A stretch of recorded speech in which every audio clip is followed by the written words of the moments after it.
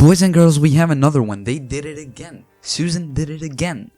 I already had another video planned to go up today, but as soon as I got the news, I just had to talk about this. Now, I thought that Compa was the rock bottom YouTube could hit, and they managed to steal the spotlight once again. Now, for those of you who are unfamiliar, YouTube released a new policy talking about harassment. Now, I'm just going to go ahead and read this policy real quick to you, and then we can talk about it.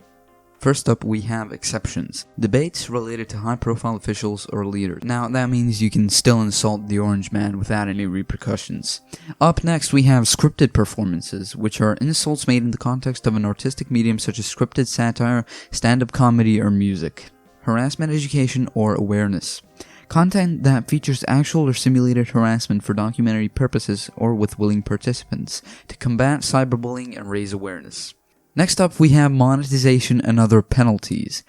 Now, they say in some rare cases we may remove content or issue other penalties when a creator repeatedly encourages abusive audience behavior, repeatedly targets, insults, and abuses an identifiable individual based on their intrinsic attributes across multiple uploads, exposes an individual to risks of physical harm based on the local social or political context, or creates content that harms the YouTube ecosystem by persistently inciting hostility between creators for personal financial gain. Now, here we have some examples. Repeatedly showing pictures of someone and then making statements like, "Look at this creature's teeth, they're so disgusting," with a similar commentary targeting intrinsic attributes throughout the video.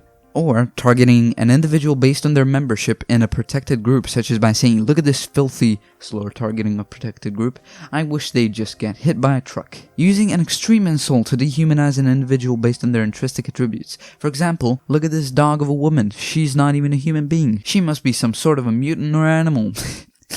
This was written by a fucking newborn. Depicting an identifiable individual being murdered, seriously injured, or engaged in a graphic sexual act without their consent. And accounts dedicated entirely to focusing on maliciously insulting an identifiable individual.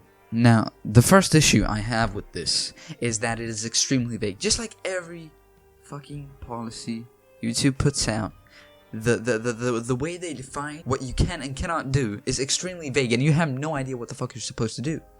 We've seen it with Compa, we have it with the fucking harassment and cyberbullying policy. Now, let's set that aside for 1 minute and talk about iDubbbz's video on Leafy's here.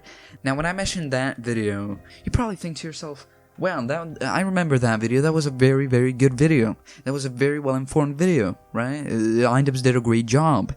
Well, YouTube doesn't think so, because iDubbbz, or shall I say Hitler, for a brief moment had made fun of Leafy's chin, and we can't have that on YouTube. We don't have enough space for people making fun of each other's chins. We only have space for PG content and ordering slaves off the deep web. Also, you might have noticed that iDubbbz's video on Leafy's here is more than 3 years old. You know when this policy came out?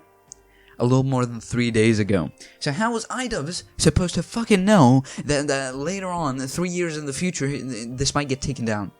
It is absolute bullshit, right? And it doesn't make any sense. Why doesn't this policy target people who break it after the policy was made? It doesn't make any sense.